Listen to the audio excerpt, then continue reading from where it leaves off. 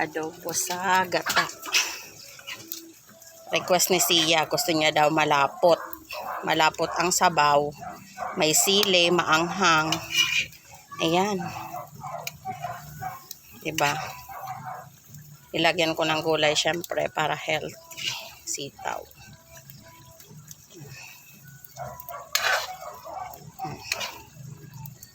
Malapit na ito maluto. Pinapalapot ko lang.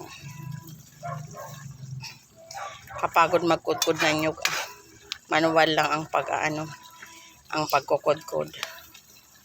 Dudurugin niya na lang yan na sili mamaya. Siyempre, dito tayo sa labas magluto kasi mainit naman eh. Tuyo ang mga kahoy. Ayan, malapit na yan maglapot. Malapot pa daw eh.